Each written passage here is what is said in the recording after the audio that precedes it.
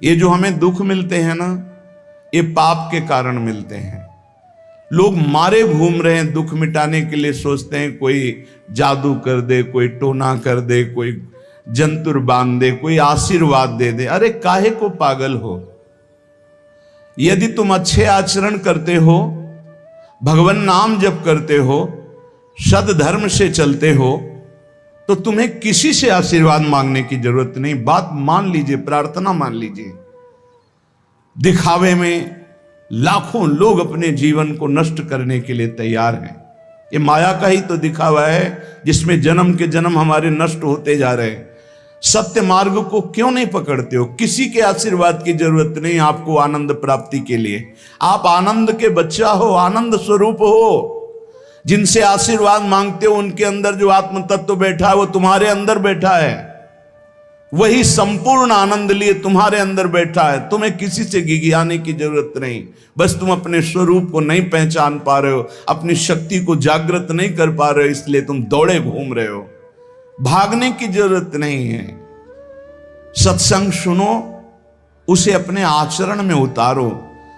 ये बात आप कागज में लिख लो, चाहे दिमाग में लिख लो। जब तक आपके आचरण शुद्ध नहीं होंगे, जब तक आप भजन नहीं करोगे, जब तक आप दूसरों को सुख नहीं दोगे, मन वचन कर्म से किसी को भी दुख नहीं पहुंचाना, तब तक आप भाग आओ। यहां से लेकर ब्रह्मलोक तक अगर आपको सुख मिल जाए तो बता देना। आ ब्रह्म भुवनान लोकान पुनरावर्तिनो, अर्जुन यहां सुख मिलने वाला है।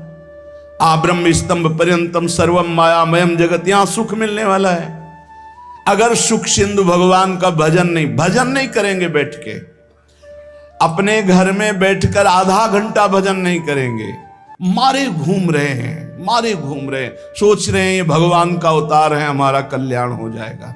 ए भाई, जब भगवान वास्तविक अवतार लिए और जो भजन नहीं किए उनका भी कल्याण नहीं हुआ। भगवान के अवतार के समय हम भी रहे होंगे कहीं ना कहीं, किसी जीव जंतु के कल्याण हुआ क्या? अब भजन करोगे तो कल्याण हो जाएगा। हमारी बात मान लो। बार बार आपको कभी कड़वे शब्दों में, कभी मीठे शब्दों में बताते हैं, ए भाई बचपन से भगवान के मार्ग में लगे हुए हैं, हमको अपना कर्म भोगना पड़ रहा है। जो शरीर रचना के समय रचा गया था वो सुखद या दुखद कर्म भोगना पड़ा। तो रामकृष्ण परमहंस जी के कैंसर था, भाई जी हनुमान प्रसाद पोद्दार जी के उदर में कैंसर था, बड़े बड़े महापुरुषों को भोगना पड़ा। तो प्रारब्ध को भोग लो। ये भोगने की सामर्थ्य नाम जप से आ जाएगी, और नाम जप करके जन्म मरण के चक्र से मुक्त हो जाओ। मान लो मेरी बात। क्या वृंदावन की परम पावन रज से बढ़कर त्रिभुवन में कोई रज है? इस रज में बैठकर तुम्हें आनंद नहीं मिल रहा तो कहां मिलेगा तुम्हें? क्या भगवान नाम से बढ़कर कोई अमोघ शक्ति है जो भगवान को अधीन कर सके? सुमिर पवन सुत पावन नामू, अपने बस करी राखे रामू। लेकिन समझ में नहीं आता। ये जीव सोचता है कोई तपस्वी, कोई सिद्ध से हमारे दुख दूर हो जाएं। नहीं, भगवान के वचन सुन लीजिए। दैवी हेषा गुणमयी मम माया दुरत्तया, मामेव ये प्रपद्यन्ते माया में ताम तरन्ति। ये गुणमयी माया को पार करना बहुत कठिन है। एकमात्र उपाय है, मेरी शरण में आ जाओ। हरि शरणम श्री कृष्ण शरणम मम। जब तक प्रभु की शरण में नहीं तब तक माया मुक्त। पर समझ में नहीं आता। लोगों को ऐसा लगता है मैं जाऊंगा, आशीर्वाद मिलेगा, मैं सिद्ध हो जाऊंगा, सब दुख नष्ट हो जाएंगे। आप समझो, हमारी प्रार्थना को समझो। हम अंदर से पीड़ित होकर बोल रहे हैं, आप लोग समझते नहीं हो। भगवान का भजन किए बिना कहीं भी भाग के चले जाओ, आपको शांति नहीं मिलेगी प्यारे। और घर में बैठकर यदि भजन करोगे तो घर तीर्थ हो जाएगा। घर में भगवान पधारेंगे, आप आनंदित हो जाओगे। संत संग का फल होता है भागना, मिट जाना।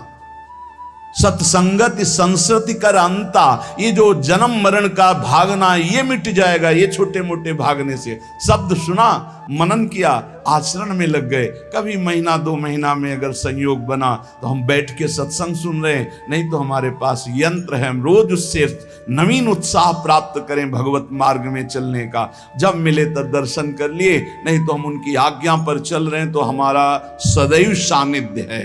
भागने की जरूरत नहीं। नहीं भाई नहीं, थोड़ा चैन लो, थोड़ा शांति लो, भागने की जरूरत नहीं है। अंदर से भगवान को सुमिरन करने की जरूरत है। थोड़ा संयम में आओ। जिसको देखो मनमानी आचरण कर रहा है, सोचता है कोई संत महात्मा आशीर्वाद दे देंगे, तो तुम्हें संत महात्मा मिलेंगे ही नहीं। तुम करोगे पापाचरण तो संत महात्माओं का सानिध्य नहीं मिलेगा। पापवंत कर सहज स्वभाव, भजन मोर ते भावन काऊ, जो पे दुष्ट हृदय सोई होई, मोरे सन्मुख आओ की सोई। अच्छे आचरण करो, घर बैठे महात्मा मिल जाएंगे, कोई आ जाएंगे ऐसे तुम्हें कृतार्थ कर जाएंगे। कहीं तुम भेज दिए जाओगे जिनके वचन से तुम कृतार्थ हो जाओगे। हमारी प्रार्थना को मानिए, अपने इस अमूल्य मानव जीवन को कूड़ा करकट की तरह मत नष्ट कीजिए। श्रीपाद कह रहे, नेत्रे उत्पाटित सपदि स्त्री क्षणे लालसा चेत।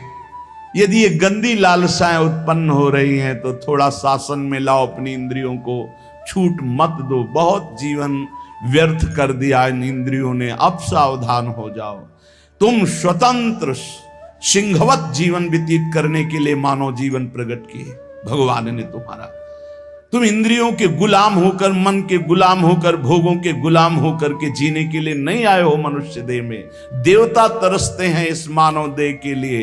क्यों? क्योंकि साधन धाम मोक्ष कर द्वारा, इसे साधना करके हम जीवन मुक्त महापुरुष हो सकते हैं। लेकिन नहीं, बस कोई ऐसा कुछ कर दे जिससे हमारा पति बन जाए, कोई ऐसा कर दे कि हम स्वस्थों को भोग भोगें, कोई ऐसा कर दे सारी झंझटें मिट जाएं। अरे औरों की तो बात जाने दो, भगवान जिनके घर में अवतरित हुए आप वहां दृष्टि डालिए। इतने बड़े भजनानंदी महात्मा वसुदेव और देवकी कंस कारागार में बंद किए हुए भगवान पधार रहे हैं, हथकड़ी बेड़ियों से जकड़े हुए। आप विचार कीजिए, भगवान के सिवा तुम्हें कोई बंधन मुक्त नहीं कर सकता, और सब तरंगे हैं। भगवान भगवान है, हमारी बात को समझ लो।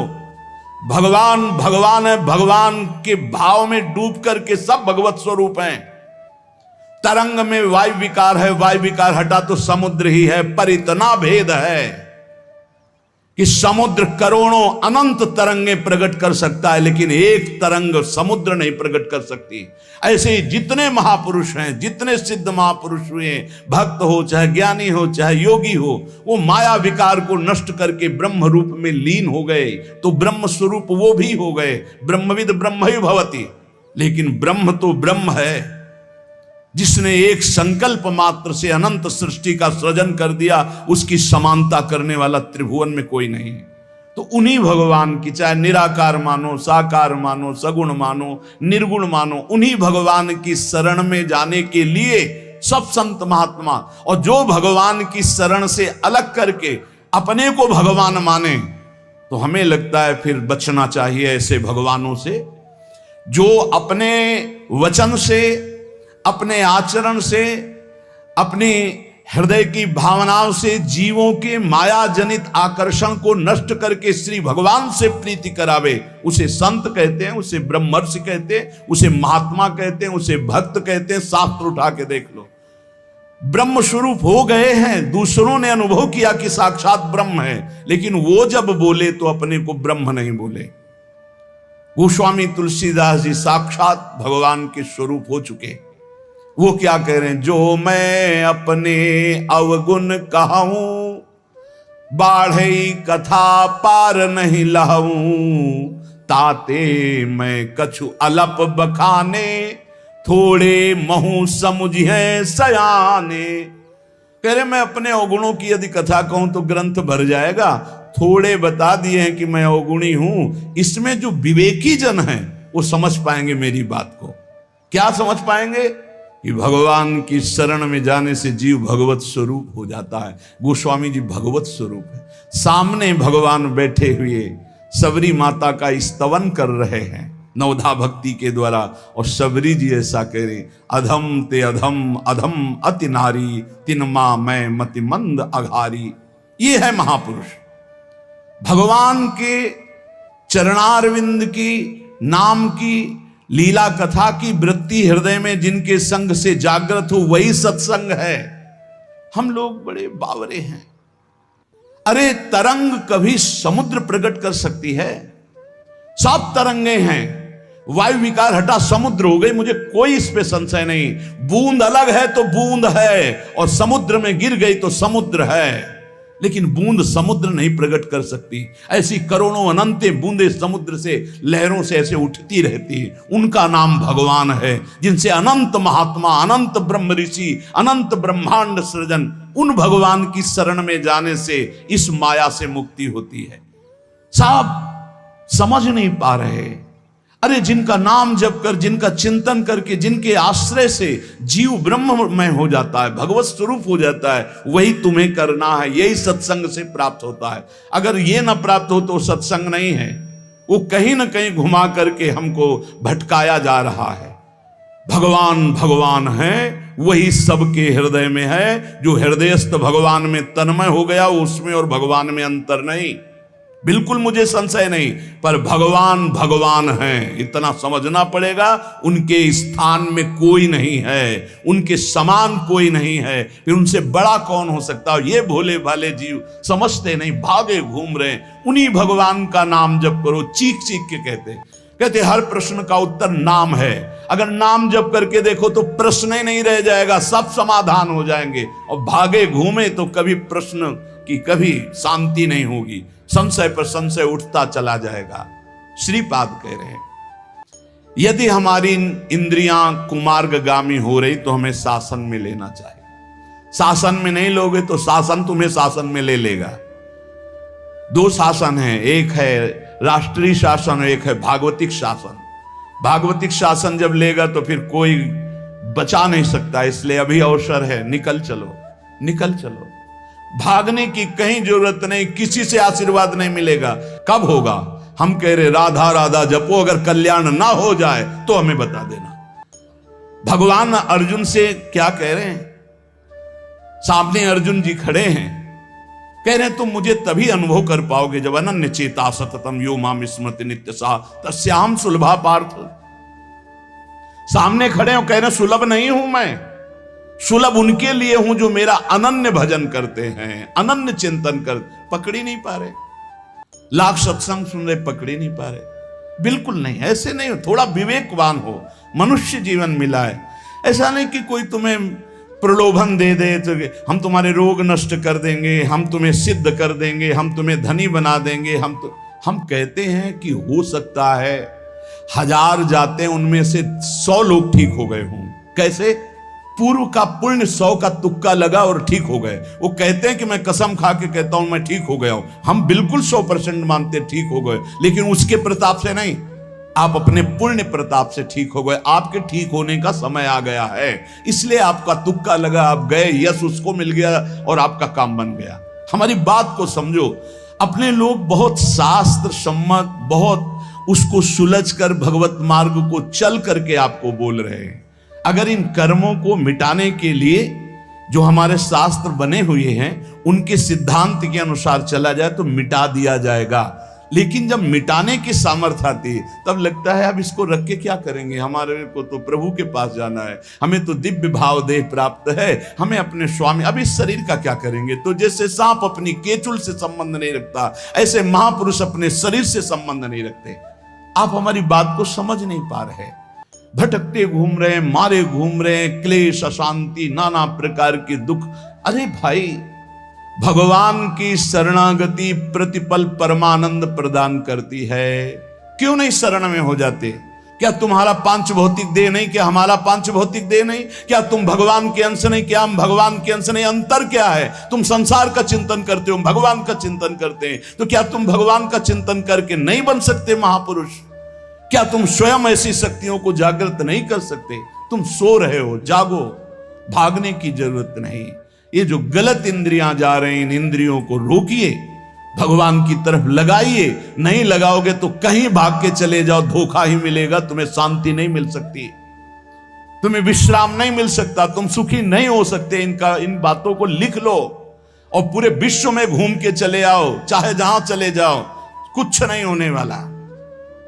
मारे मारे केवल घूमते रहो, समय बर्बाद करते रहो। वही समय एकांत में बैठकर राम कृष्ण हरि बोलो, राधा बोलो, अभी आनंद आ जाएगा। हम ये नहीं कहते कि तुम करोड़पति बन जाओगे, तुम्हारे सारे काम बन जाएंगे, लेकिन हम ये कहते हैं कि तुम्हारा हृदय शांत हो जाएगा, तुम्हारा भागम भाग मिट जाएगा, तुम एक गंभीर हो जाओगे, धैर्यवान हो जाओगे, तुम लड़ना सीख जाओगे दुखों से, तुम सुखों से भूल करके पापाचरण कर बैठे हो, दुखों में इतना तुम हो जाते हो कि अपने जीवन को भी नष्ट करने की सोच। ये सब भगवत विमुख जीव का लक्षण है। भगवत सन्मुख होने पर सुखों में दूसरों को बांटा जाता है और दुख में सहकर भगवान के नाम का स्मरण करते हुए उस दुख के समय को काटा जाता है। समझते नहीं। यदि तुम्हें वृंदावन में रह के पराई स्त्री को भोगने की इच्छा जागृत हो गई है, पराई स्त्री की तरफ काम दृष्टि से देखने की, आप पराय पुरुष शरीर की तरफ, तो कह रहे हैं कि अच्छा है, इससे अपने नेत्रों में पट्टी चढ़ा लो, मत देखो, ये नष्ट कर देंगे नेत्र तुम्हें। तो बाहर से कपड़े की पट्टी चढ़ाने की जरूरत नहीं है, नासाग्र दृष्टि रखो, इनको शासन में रखो।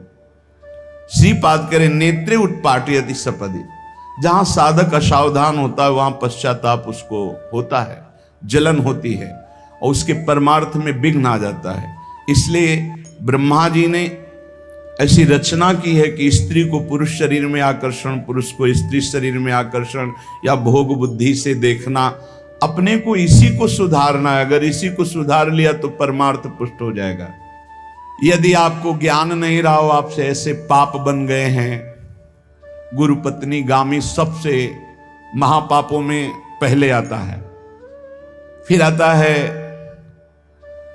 जो ब्रह्म ऋषिजन हैं उनकी भार्या, फिर आता है मद्यपान, मदिरापान करना, फिर स्वर्ण की चोरी करना,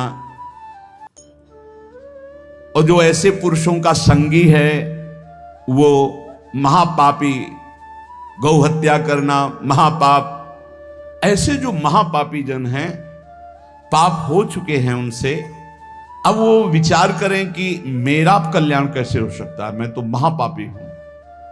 तो श्रीपाद करें हर जीव को अंतिम सांस तक भगवत प्राप्ति का मार्ग खुला है। बहुत बड़ी बात है, बहुत बड़ी बात है। आज तक भोगना पड़ रहा है गुरु पत्नी गामी का कलंक चंद्रमा जी को, आज तक। ये बड़े बड़े महत पाप हैं जो लोग नहीं समझते हैं।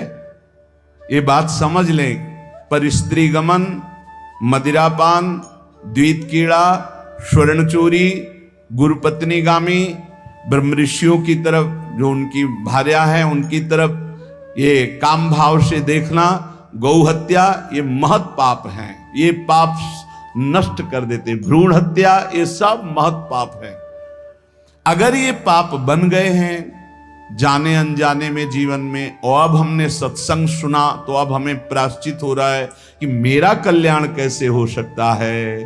तो श्रीपाद कह रहे हैं, एक बार हृदय से जलन पैदा करो कि मेरे से बहुत गलती हो गई, और श्रीधाम वृंदावन आ जाओ।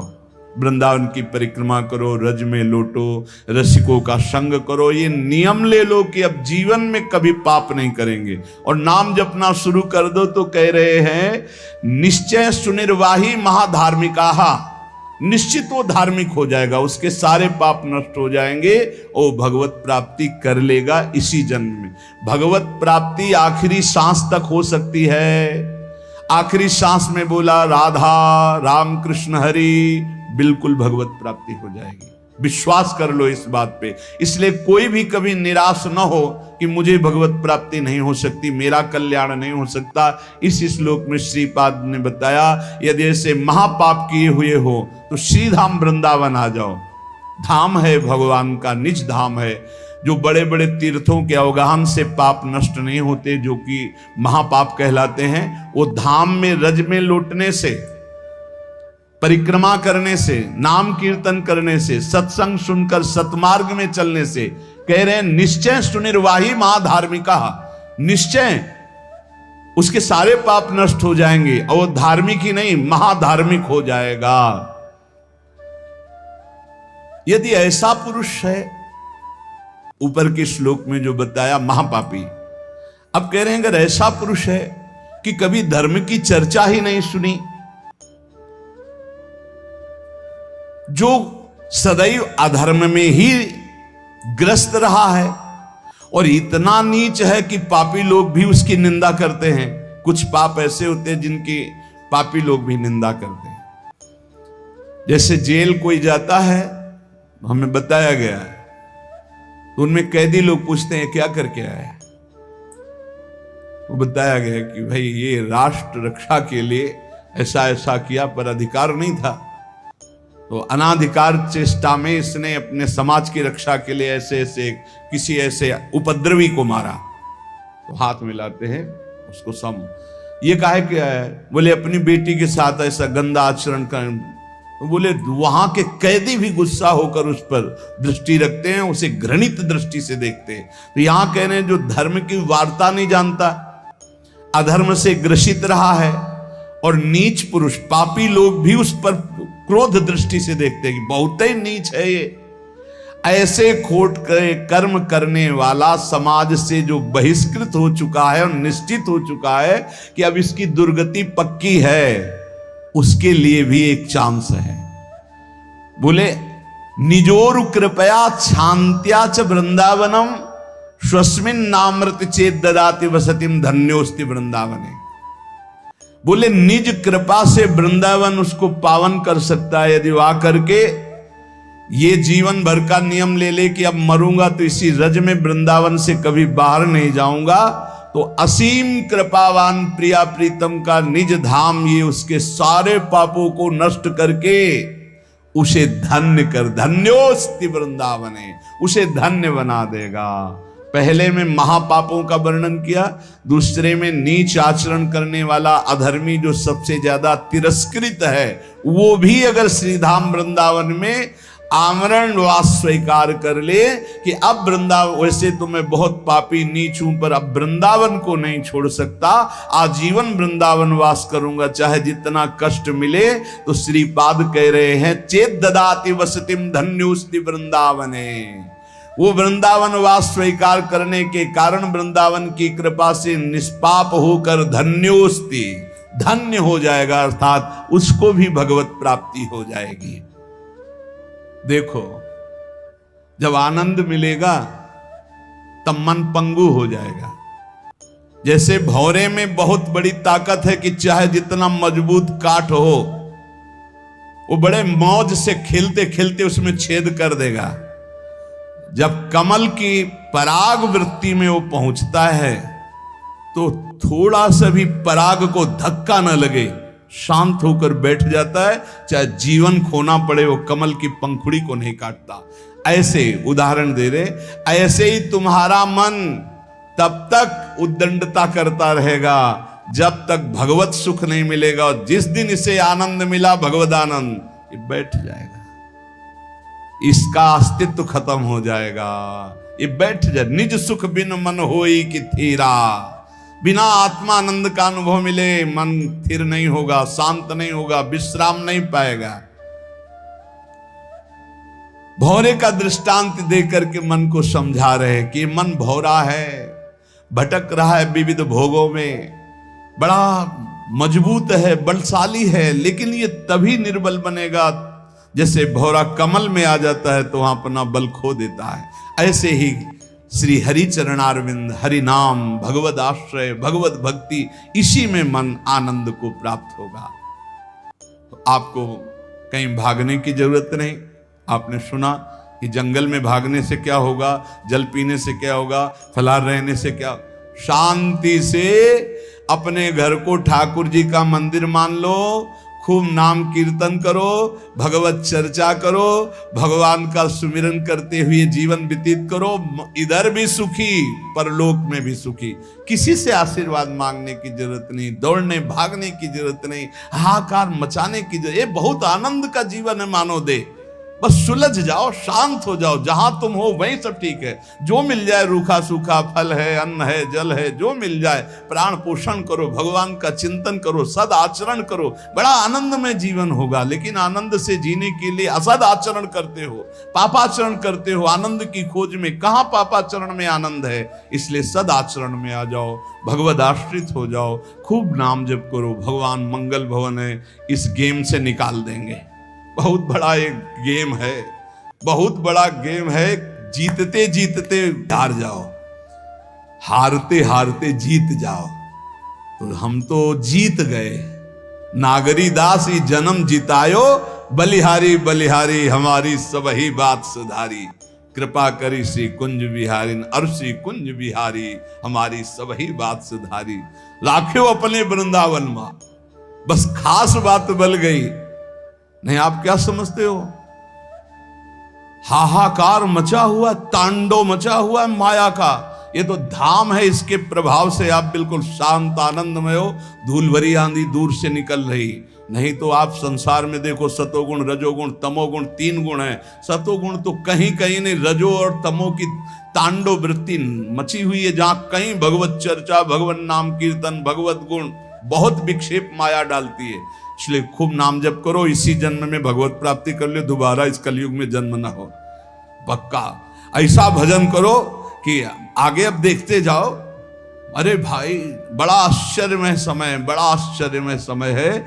अभी तो कुछ है नहीं, अभी तो बबुआ है कलयुग, घुटने के बल चल रहा है। थोड़ा खड़ा होने दो, फिर ताल ठोकने दो।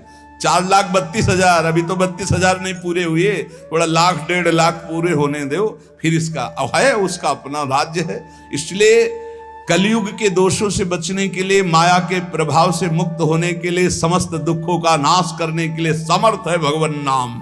खूब नाम जप करो, नाम कीर्तन करो, भगवत चर्चा करो, इसके सिवा कोई उपाय नहीं है। जहां और कुछ उपाय बताया जाए तो भटकाव है। हमारी प्रार्थना मान लीजिए, निस्वार्थ बात आपसे कह रहे हैं, आपके मंगल के लिए कह रहे हैं, शास्त्र सम्मत कह रहे हैं। पहले से भगवान व्यासदेव जी ने लिख दिया है, कृतयुगे ध्यायते विष्णु त्रेतायाम यजते मखई द्वापरै परिचर्यायाम कलौ तद्धरि कीर्तनात्। कलौ नास्तेव नास्तेव गतिरन्यथा। कलयुग में कोई और गति और गति और गति नहीं है। हरे नाम हरे नाम हरे नाम केवलम, केवल हरि का नाम, केवल भगवत नाम है। इसलिए खूब नाम कीर्तन, नाम जप, भगवत चर्चा, जीवन सार्थक। शेष चर्चा आगे। श्री राधा वल्लभ लाल।